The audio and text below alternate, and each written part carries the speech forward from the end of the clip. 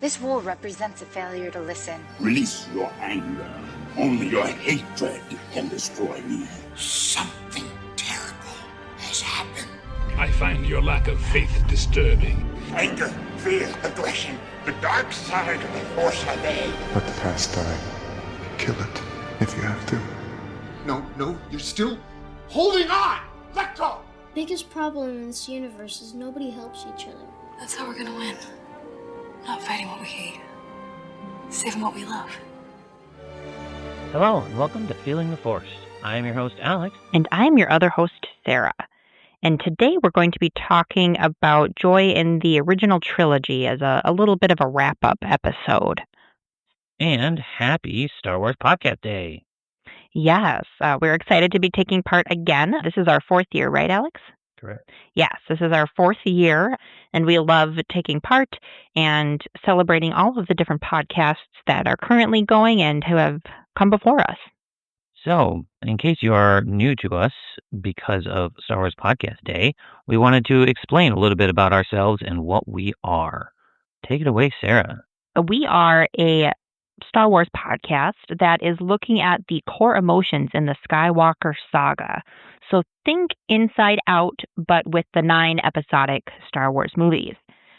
We've explored fear, anger, disgust, and now we are in for our exploration of joy.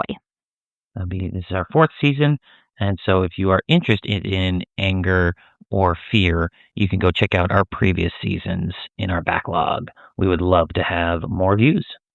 Yes. We've had some really, really good discussions, very philosophical.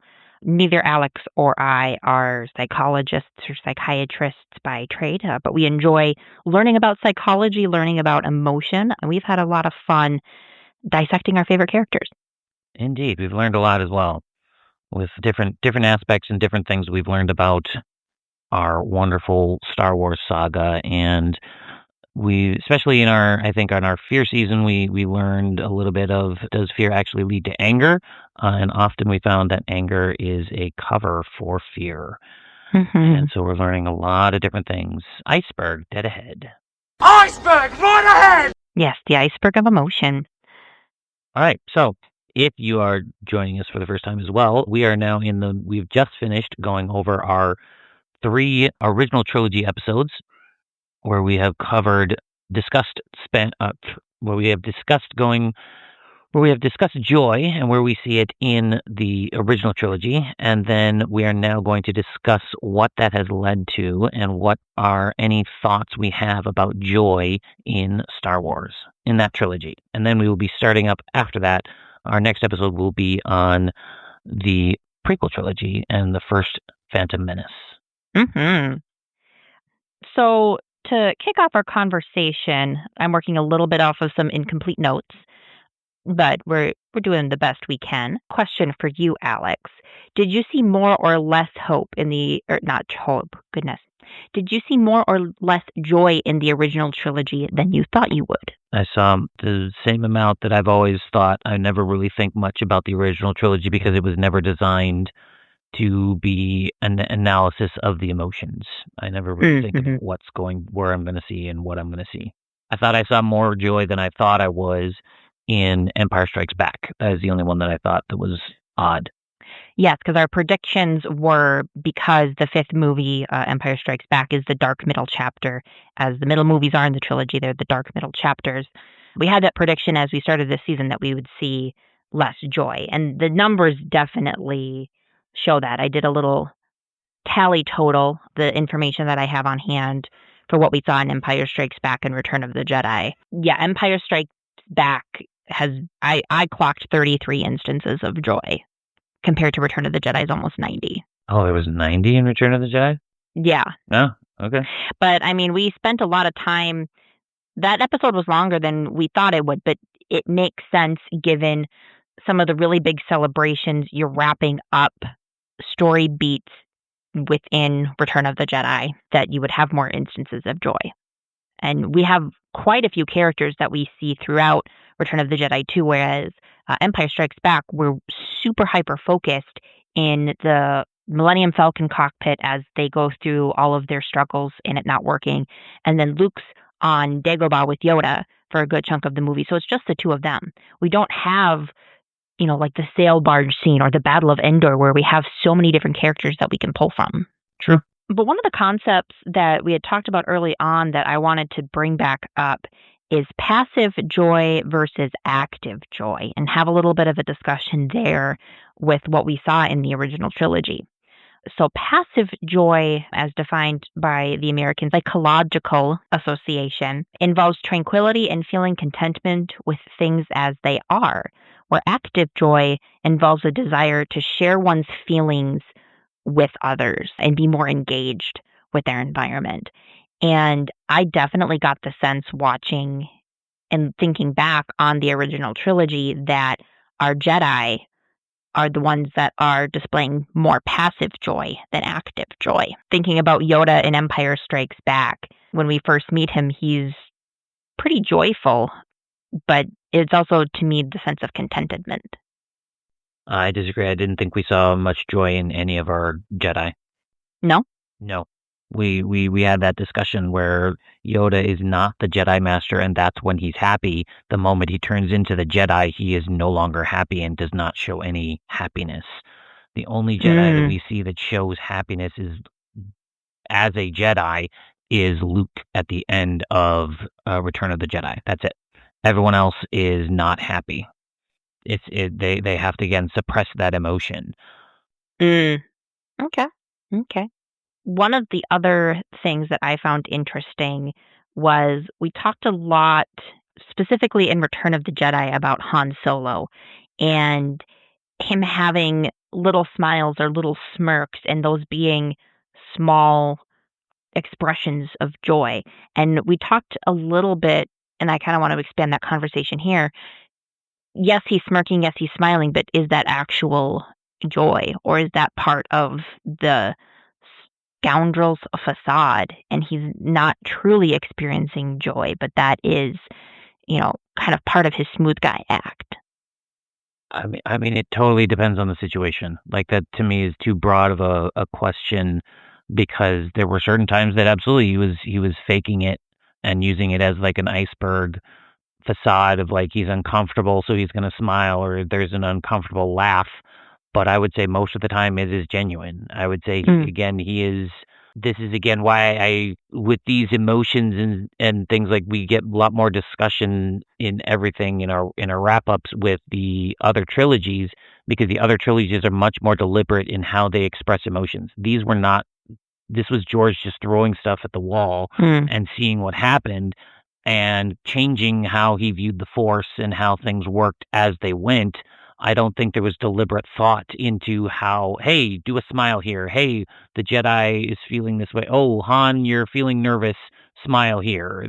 That's also why I think Han Solo has and I'm pretty sure you can go back to our previous seasons. Like, he's the one that has the most emotions, because he is the everyday person, and is like, basically the audience is supposed to kind of feel him and be him. Everyone thinks that Luke is supposed to be who we are, but he's our hero and we're supposed to identify him, but Han Solo is the person who's like, oh my gosh, these things are happening and I'm going to react how a normal person would react, versus Luke is trying to learn to become a Jedi, and so he has to react a certain way.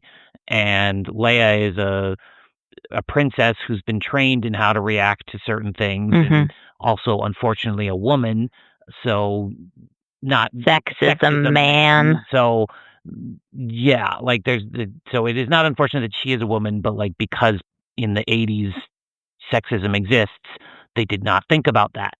And so we get a lot more of that in the other trilogies. So it is, again, just those.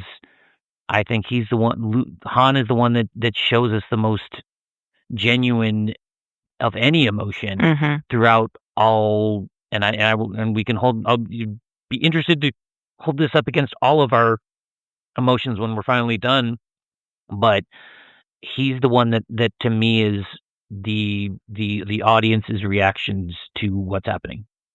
Yeah, he wears his heart on his sleeve. So yeah, to your point, when we're all done going through our core emotions, is he kind of across the board our most emotional, at least within the original trilogy? It's, to your point, it's hard to compare the trilogies because of how they were written and planned and executed. It's comparing apples and tomatoes. Correct. One of the things, another piece I wanted to touch on is some of in our introductory episode into joy, we talked about all of the different levels of joy from like contentment to pure ecstasy. And there's a few of those that are not in English. And I kind of want to draw attention to those because to me, they're very specific, which makes them interesting to talk about. So Schadenfreude, the joy taken from the misfortune of others. To me, this is almost exclusively the type of joy that Palpatine expresses throughout Empire Strikes Back and Return of the Jedi. I would agree. I think to me, it's basic.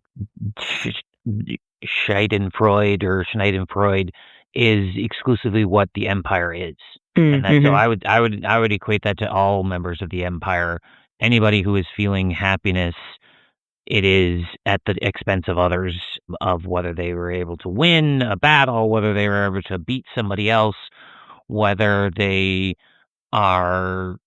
It's Schadenfreude, and then there's the fake happiness that that you have to show that you're happy when you're terrified, because again, as we've discovered in our previous seasons, the Empire is built on fear. And so you're only useful until you're not, and then you're gotten rid of. So you're always afraid of being gotten rid of. So there's no real place to get joy other than at the expense of others, because you're trying to stay alive and stay successful as long as possible.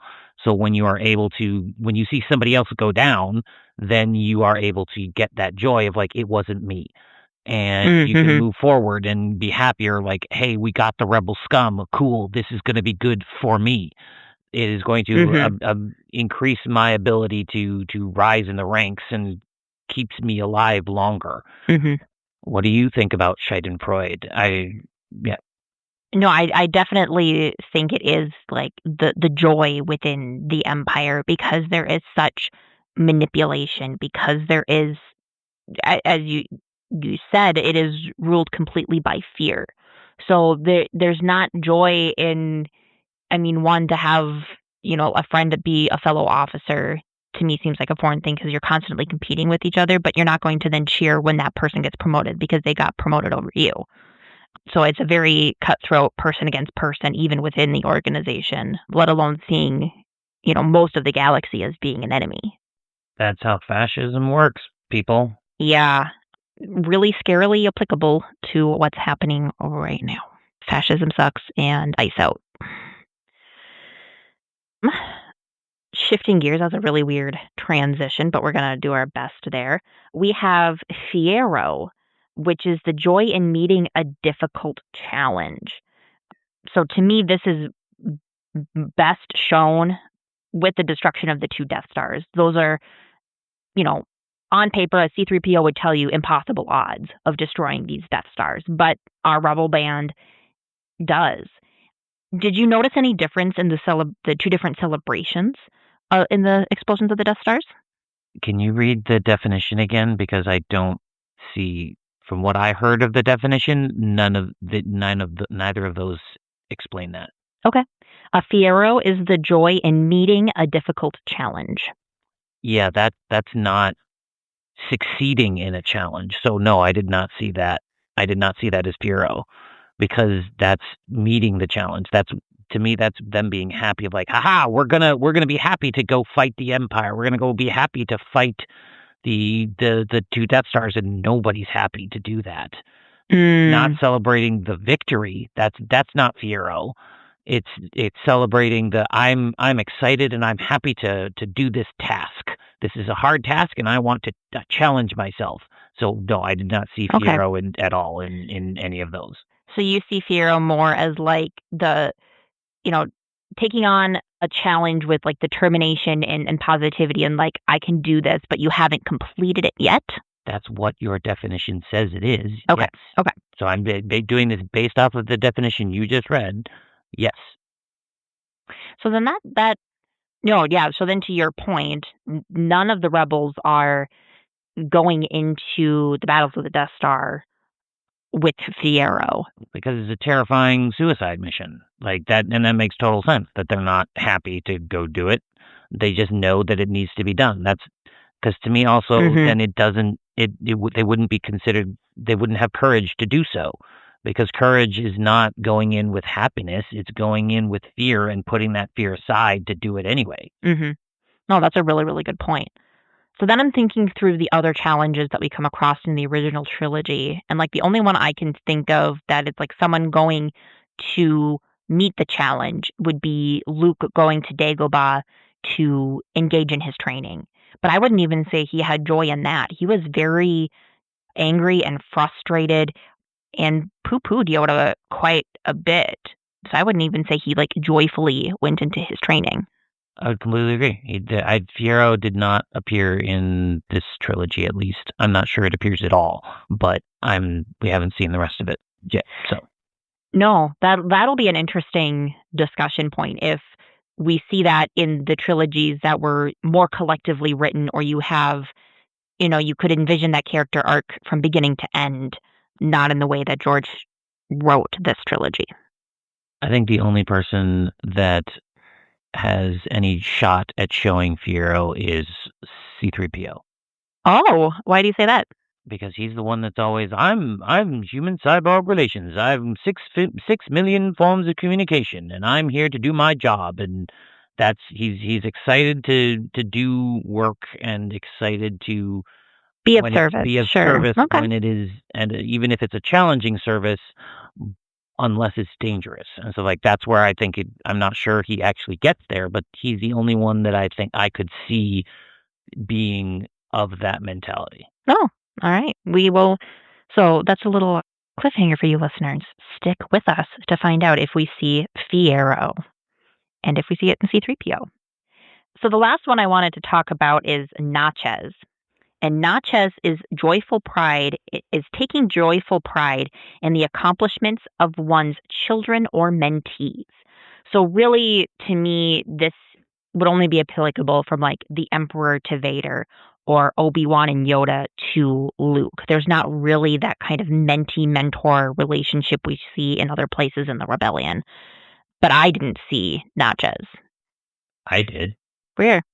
I saw it in Palpatine. Palpatine is super happy when Luke is doing terrible things. Luke is his apprentice, so he's like, he wants him to be. He absolutely is enjoying that he's hurting Vader. Like he's not proud of Vader, but he's not feeling that. I also see it in a number of times in Obi-Wan when he's looking at Luke, especially in A New Hope. Where he's like, hey, you've taken your first steps into a larger world. Like he's wanting Luke to take those bigger steps into the becoming a Jedi.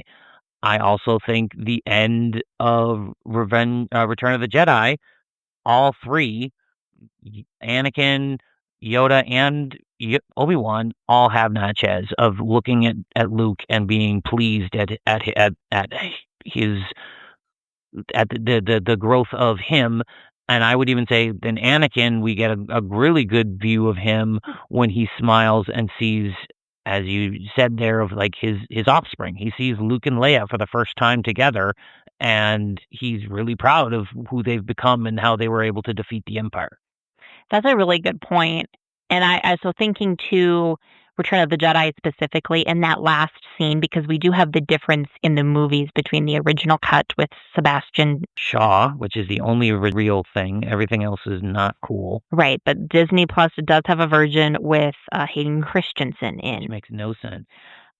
But thinking of their facial expressions, no, I can definitely see how the OG Anakin Sebastian Shaw has that look of pride of Luke, and that look of, that is my son, and this is also my daughter.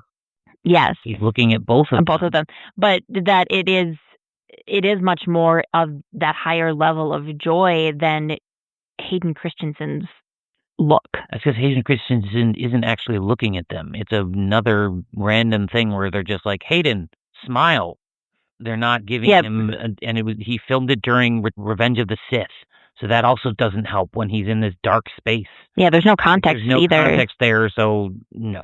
I this is again another reason why it's certain things like you lose elements in the re-edits.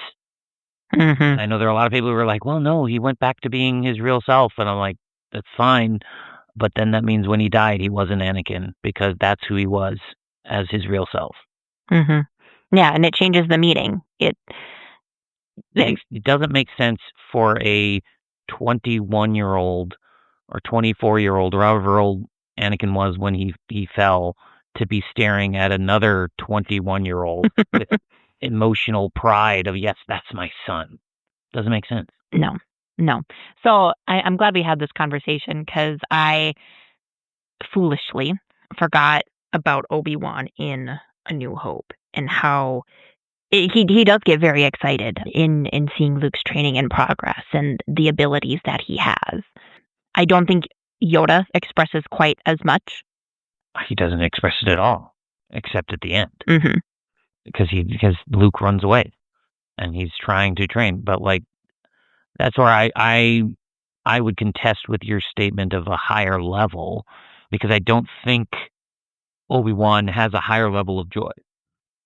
With Natchez. I think it is a low level joy because, again, Obi-Wan is our Jedi, and he doesn't do a ton of joy expression. It's often through like word choice that he shows it, or even like how he's looking and just looking at Luke, not even like smiling, just how he sees the Force opening up to him, opening up to Luke, and those kinds of things. Like, I don't think there was like a high level of like, oh my gosh, Obi-Wan's so happy right now.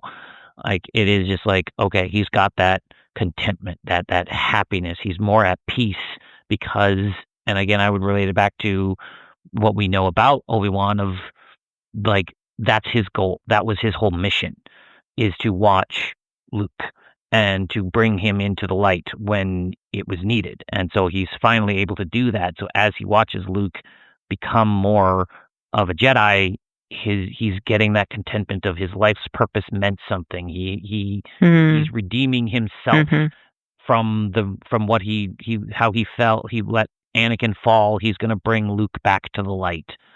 That kind of a thing. Mm-hmm.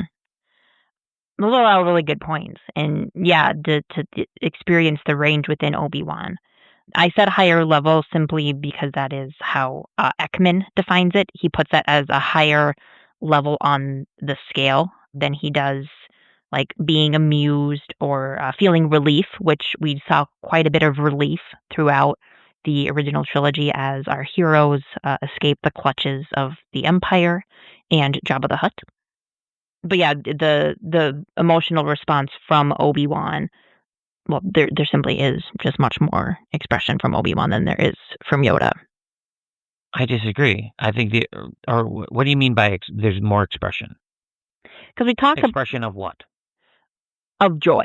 Okay, there we go. That I will agree with. Yeah. No. Okay. That's where I would. I'm like he absolutely expresses frustration. He absolutely expresses. Yoda does. Yeah. Yeah. Yoda does. Yes. So that's why I wanted to verify what you meant by like expression.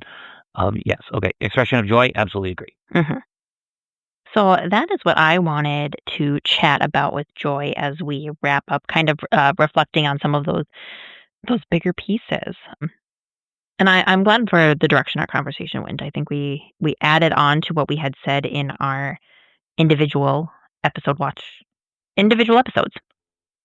And again, I think we're finding that the Jedi are very isolatory, and they do not express emotions well in any sense. And I think that's a thing that we're learning, and there's a lot of people that think that's good or bad, and that's kind of the whole point of this podcast is who's the healthiest character. And again, as we discussed a little bit earlier, like I think Han Solo might be our healthiest character.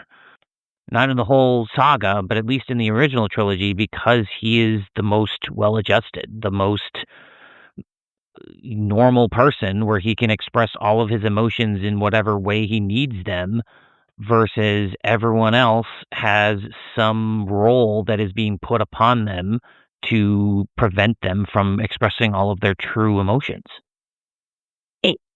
I think Han is the most expressive, but I think he uses anger. Like we talked about in our season on anger, that anger is an iceberg and often masks for other emotions, especially looking at when these movies were made, late 70s, early 80s. Being a man, you're quote unquote not supposed to feel certain things. So you're more likely to show anger than fear, even though the true emotion is fear, but it presents as anger. Correct, but I still think that's I said the healthiest. I didn't say he was healthy. I think he is the healthiest character that we have. Yep. And again, that's a normal thing to do. That's not it's part of biology. It's part of our responses. It's part of responses. I don't know if it would necessarily. There definitely is certain levels of unhealthiness to it, like if you do it too much, but I'm like, I don't think he does it too much. I think he does it in appropriate situations where he's uncomfortable and he's like, I don't want to show that I'm afraid right now because either I'm supposed to be brave or I'm in a situation where I need to be focused. And as we've discussed before, like there's righteous anger. And so if he gets angry, if he's afraid, it's better to react in anger to that and try to focus and fix whatever he's afraid of than to be actually afraid and just be like, oh, I'm afraid, I can't do anything. So fascinating that we're talking about feeling the Force and we're now talking mostly about a non-Force user who thinks it's all a bunch of mumbo jumbo. Hokey religion. Hokey religion. Yeah, so thank you for joining us for our original trilogy wrap-up episode. We will be back in a month with our first episode in the prequel trilogy. So where do we see Joy in The Phantom Menace? Yes, and happy Star Wars Podcast Day. We celebrate Star Wars Podcast Day in honor of Jedi Talks. We do February 7th. Because this was the first day that the first episode was released back in 1999, actually, which is insane. And they are actually participating. Jedi Talks is participating in Star Wars Podcast Day. So go give them a listen and give all the other podcasts great listens. You can check out our other podcasts. We have The Sandra's My Feelings, a Star Wars podcast with a Swiftie point of view, and I, Alex, am doing a solo podcast and relaunching Who Shot First, a Star Wars controversy podcast, where I will have an episode out today celebrating, and it will be about Finn in The Last Jedi. It will be an interesting episode, to say the least. Go give those a listen. Any of our podcasting networks, please give us a review. We're on YouTube, all your podcasting services. We have a link in the show notes if you want to find us on social media, where you can go to all my links / feeling the force pod, and you can find us there and find all of our links, and it will also be in the show notes. So thank you very much, everybody, for listening, and always remember, your focus determines your reality. Your focus determines your reality.